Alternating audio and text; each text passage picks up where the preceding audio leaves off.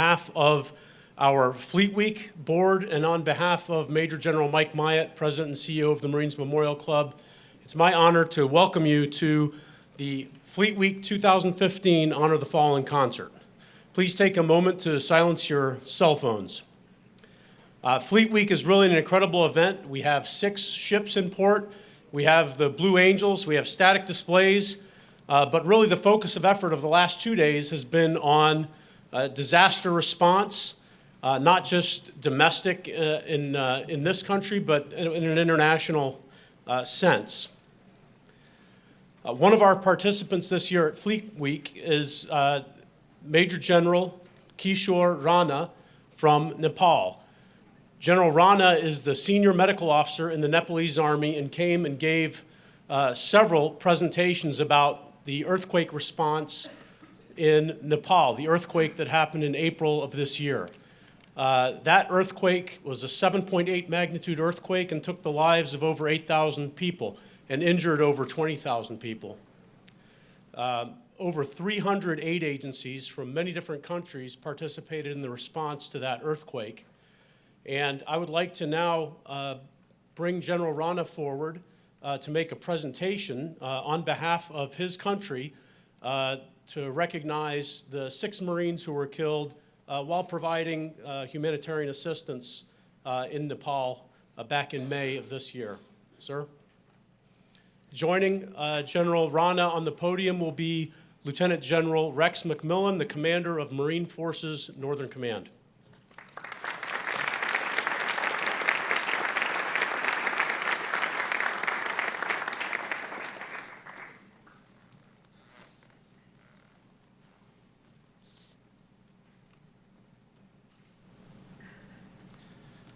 Former Secretary of State, Secretary of Energy, senior officers, it is profound my privilege and my honor to be here during the San Francisco Senior Leader Seminar, San Francisco Fleet Week.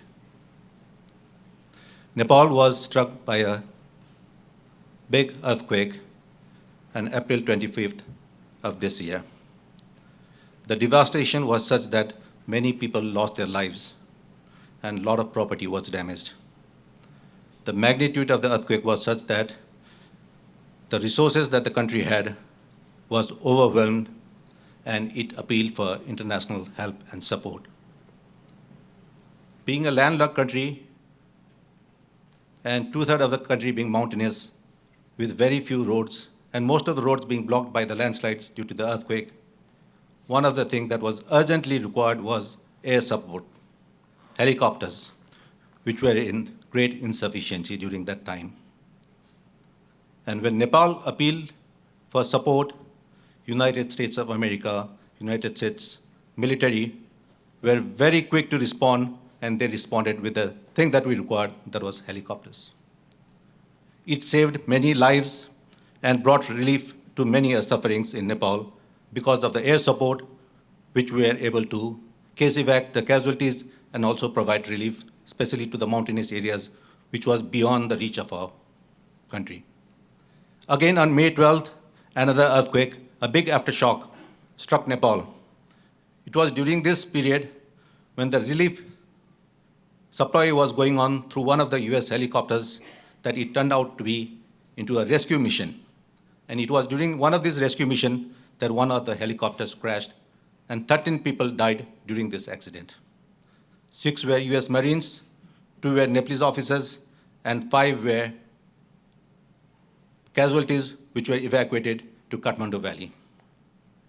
I just want to read the letters which were sent from the Chief of Nepal Army to the family members of those who lost their lives while saving humanity.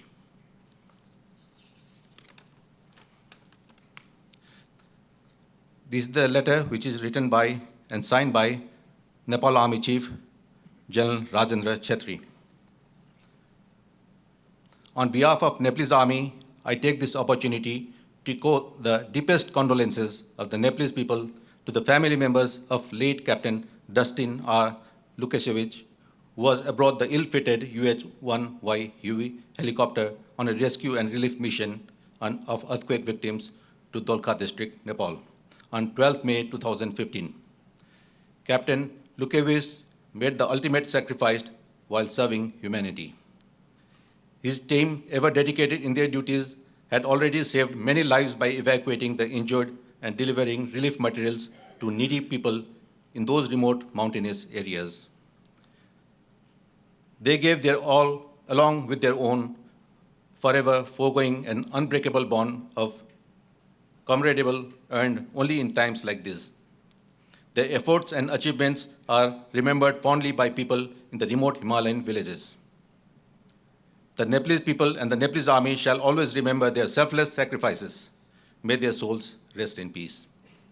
Allow me to assure you that the entire Nepalese army stands together with their families of the fallen Marines, the armed forces, and the people of United States of America to mourn our fellow comrades. Please accept the assurances of my highest gratitude. Signed, sincerely yours, General Rajendra Chetri.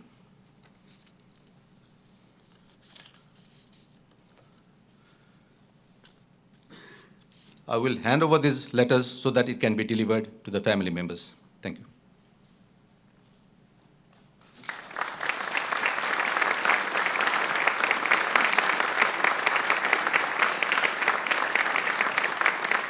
Thank you, General. And on behalf of our Commandant, General Neller, and all of us in the Marine Corps, thank you for your letters of condolences.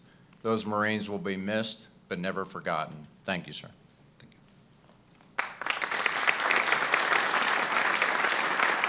General Rana, General McMillan, thank you. Secretary Schultz, Charlotte, Secretary Moniz, welcome. We're honored to have you here tonight. Distinguished military guests, it's now my pleasure to introduce to you and welcome back for the 5th year the 1st Marine Division Band from Camp Pendleton, led by Chief Warrant Officer Stephanie Wire. Please join me in welcoming to the stage the 1st Marine Division Band.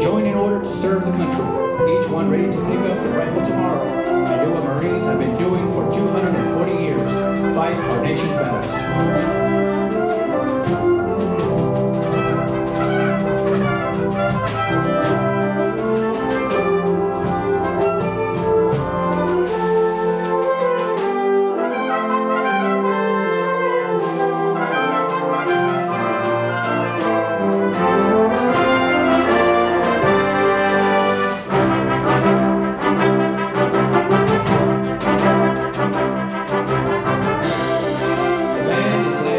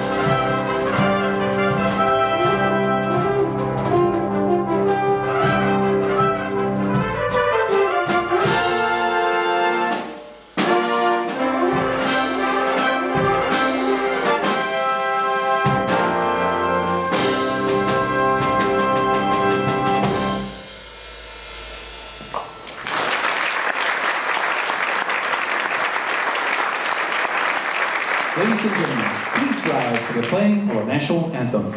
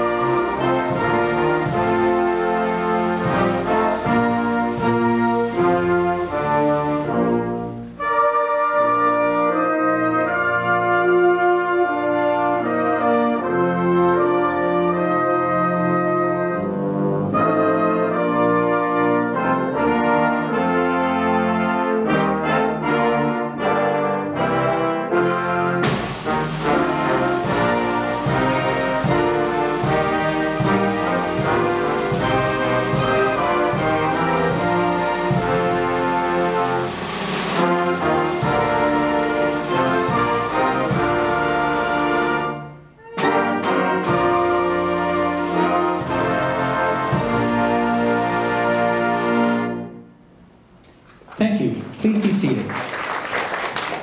Only a few Americans chose the dangerous and necessary work of protecting our freedom by fighting our nation's enemies. As a consequence of that choice, some have paid the ultimate price, joining the honor roll of heroes who built the noble legacy of our Corps. For those of us who carry on that legacy, it is our obligation to honor those fallen comrades. Though our fallen can no longer participate in our traditions, they will always be part of us and who we are. This performance is in dedication to and celebration of the men and women who gave their last full measure of devotion.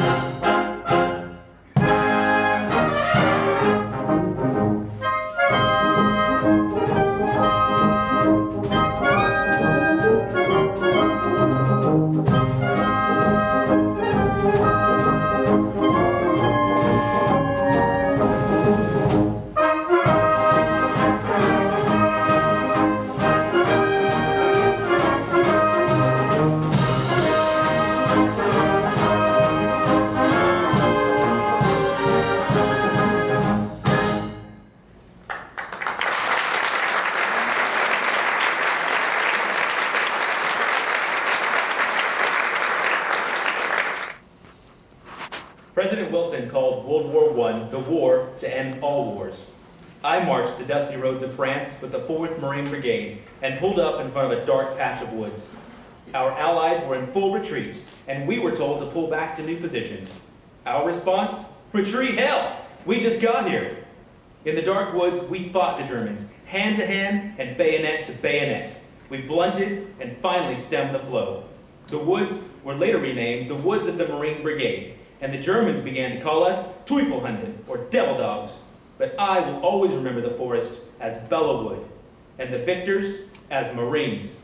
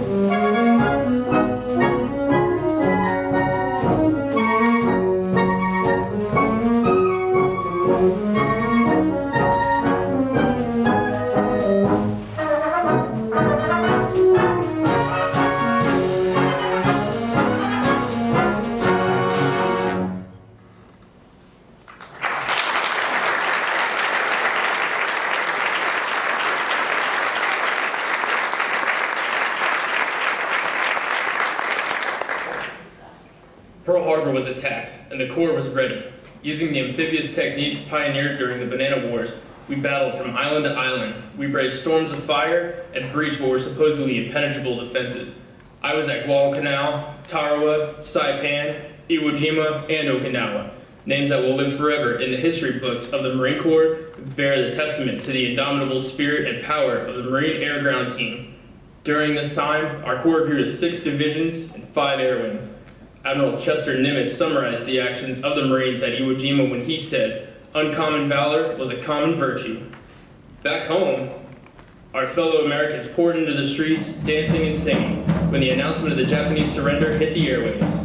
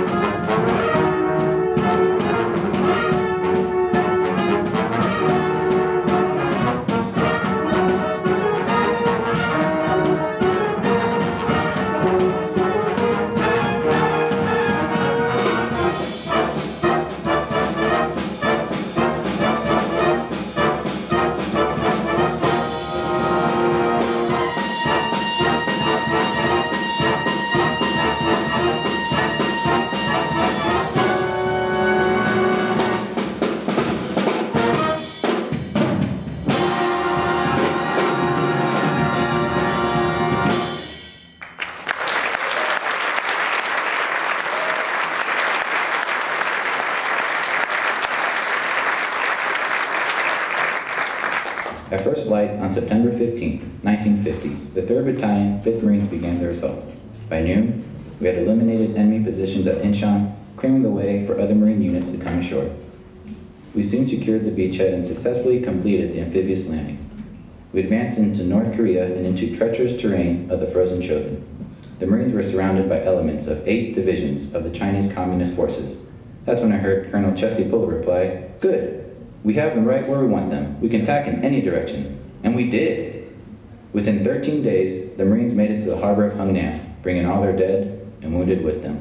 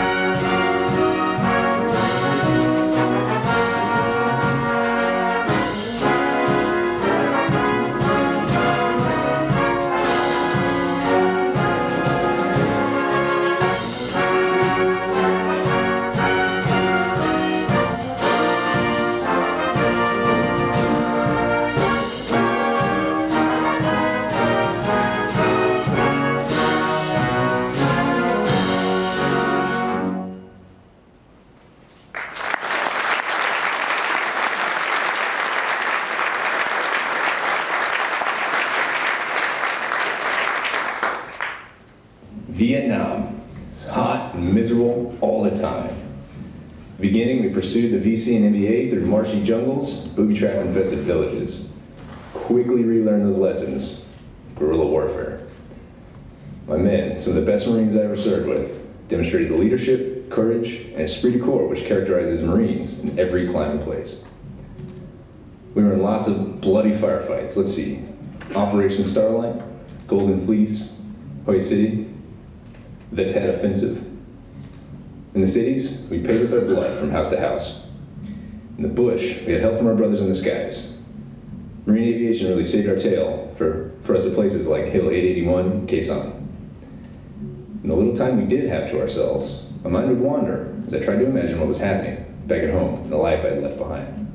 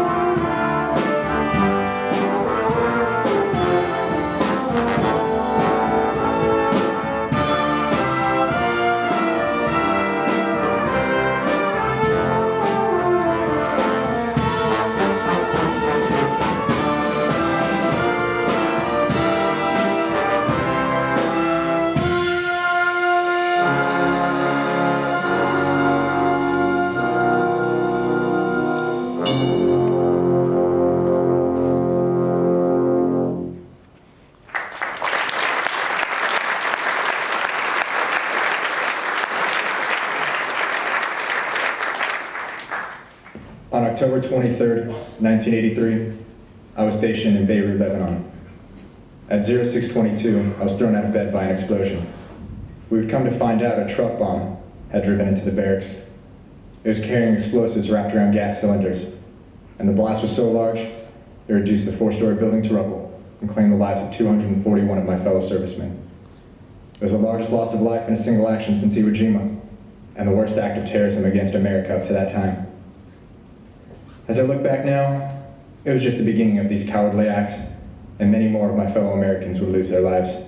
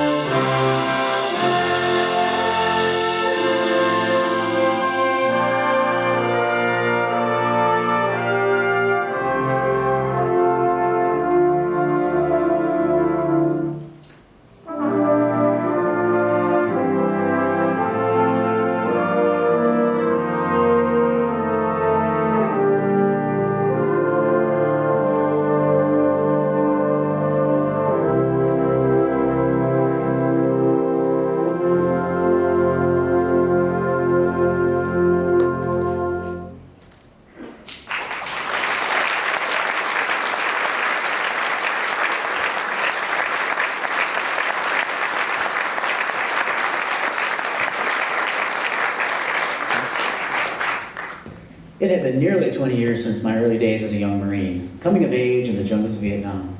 Yet here I was in combat, leading the way this time, as we found ourselves in the desert of Kuwait. It wasn't nearly as long, but despite the brevity of this war, we still lost some of our own. I know this won't be our last fight against tyranny. In fact, I wouldn't be surprised if we ended up back here again sometime in the future. This place is in pretty rough shape, but we did what we came here to do. Besides, I just heard a new song on the Armed Forces Network that filled me with pride, and I'm ready to go home.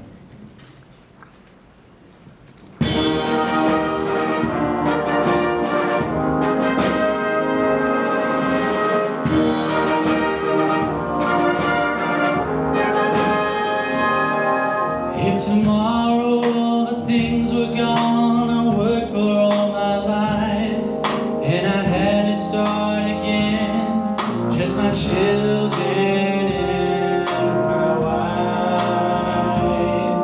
And I thank my lucky stars to be living here today, 'cause the flag still stands for freedom, and they can't take that away.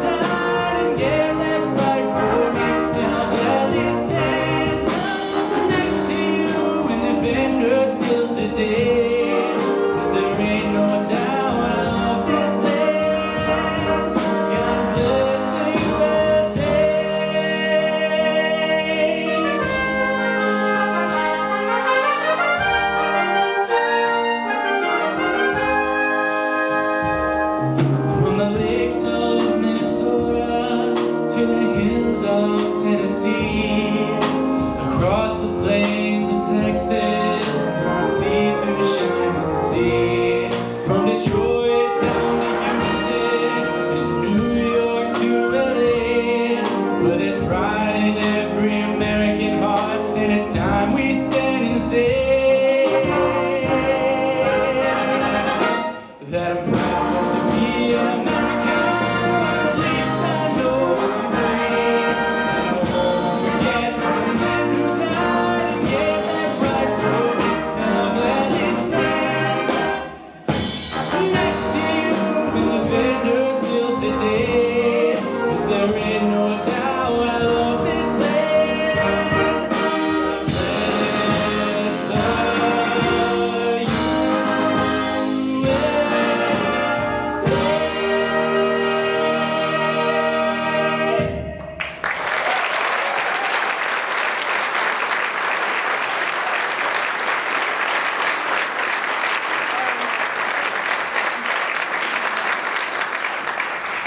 In the 1990s, we saw action in places that most people had never heard of. Liberia, Bosnia, Kosovo, and Somalia. Regardless of whether people know why we were there, the things that happened in these places, they need to know we lost lives. Oftentimes, it's easier just to pretend like we don't know what's going on overseas, but as Americans who entrust our freedom into the hands of the brave people in uniform, we need to pay attention. We need to support them, and we need to stay engaged. Most important, we need to acknowledge the incredible sacrifice these men and women make every day, and remember those who gave their lives in the line of duty. The real truth is, all gave some, and some gave all.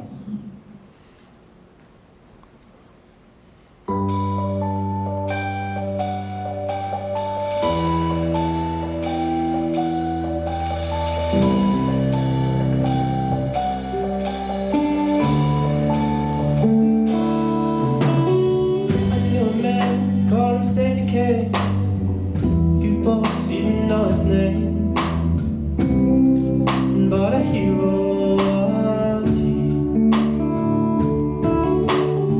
He left a boy, came back a man, but still folks just don't understand about the reasons we are free. And I can't forget the look in his eyes, oh, the tears he cried as he said these words to me.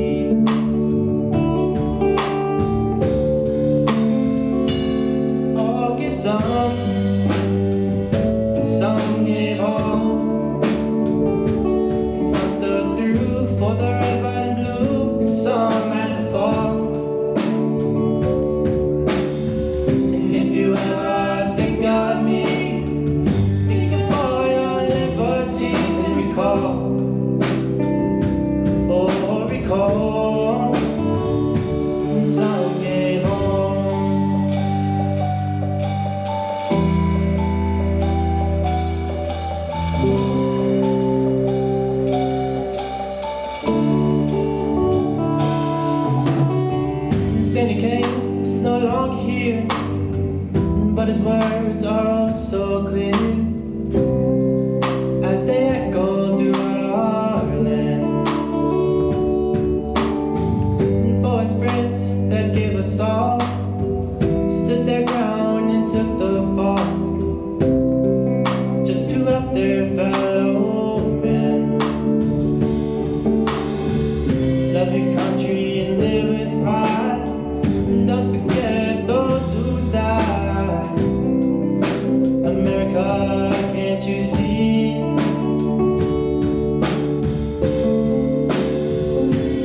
All give some give all, and some stuck through for the red, white, and blue. Some had to fall. If you ever think of me, think of all your liberties and recall.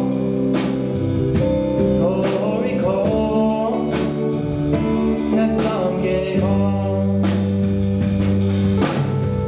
If you ever think of me, think of all your liberties and recall. Oh, recall that some gave all.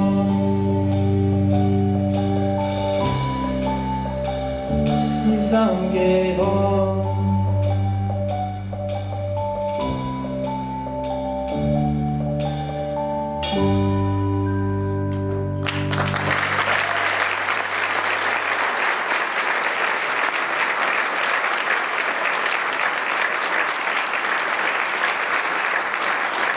Ladies and gentlemen, please stand and join us in a moment of silence for our fallen comrades.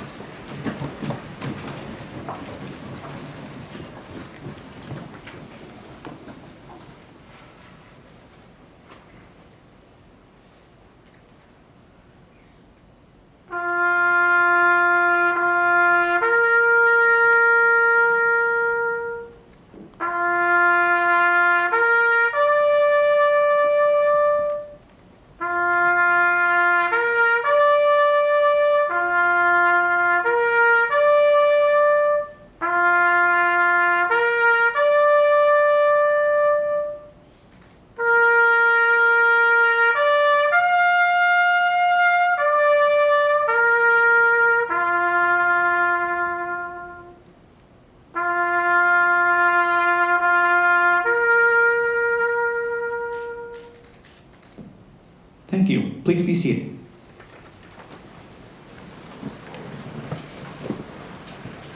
On March 19, 2003, Operation Iraqi Freedom began.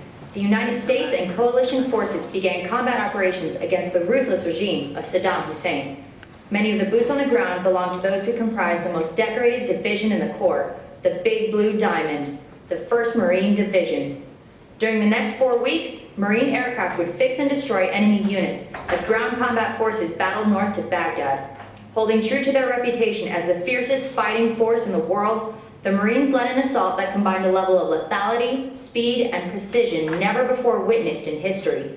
Working with the Iraqi military and police, we helped to maintain the peaceful gains made in places like Fallujah and Ramadi.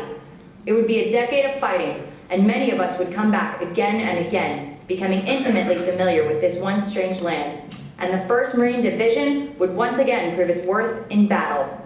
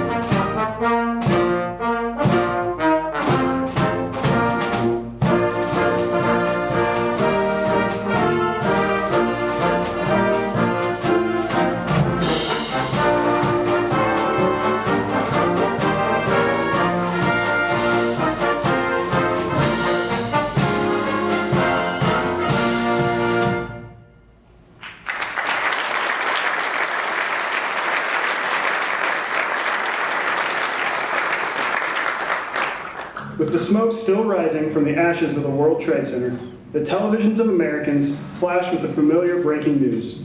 The Marines have landed. As the Taliban's hold on power began to crumble in Afghanistan, the enemy retreated to their stronghold in Kandahar. Marines from Task Force 58 made a historic flight over 400 miles from ships in the northern Arabian Sea, landed at Camp Rhino, and cut off the enemy. Later, those same Marines secured the airport at Kandahar. Today in Afghanistan, Marines continue to exemplify the Marine Corps tradition of adaptability by adjusting to ever-changing conditions and training and equipping the Afghan people to take their place.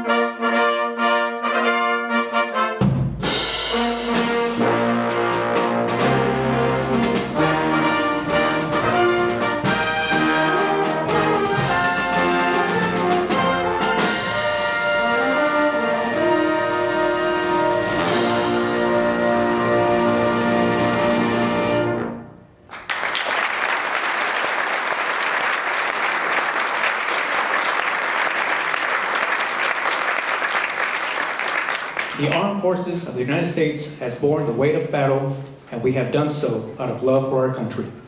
We don't do it for the money or recognition. We do it because something inside of us demands that we serve in this way, that we willingly place our lives on the line alongside our fellow brothers and sisters in uniform, knowing full well that we might not come back. We're not special. We're just prepared to do things that others only talk about. So with that in mind, we will now recognize the individual branches of our forces. We ask those who are serving, have served, have loved ones in harm's way, or want to honor a fallen family member to please rise when the appropriate service song is played.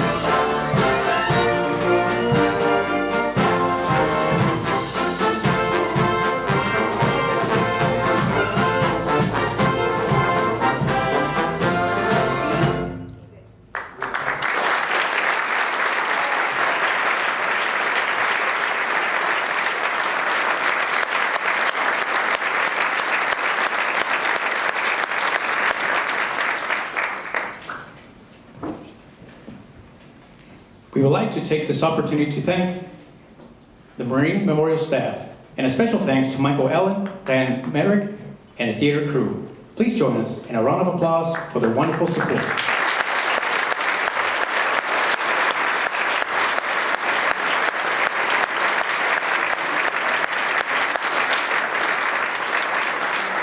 No Marine concert would be complete without our national march, the Stars and Stripes Forever.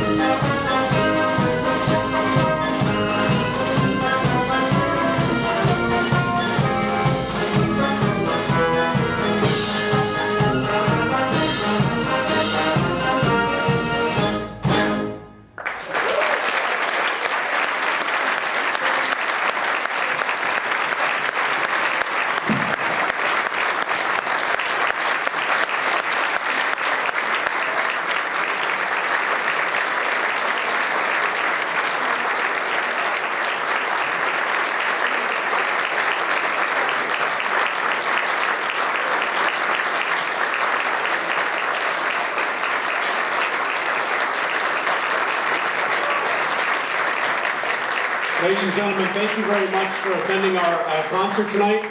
If you're in the Coast Guard or the Air Force, I owe you a beer. And you can redeem that right upstairs if you have the appropriate identification. I'll be up there. I'm going to take care of you. But we hope you enjoyed this. This is a marvelous band. It's a marvelous capability that we have, and you got to experience it tonight. Thank you for attending, and we look forward to seeing you at the rest of the Fleet Week activities this week. Thank you.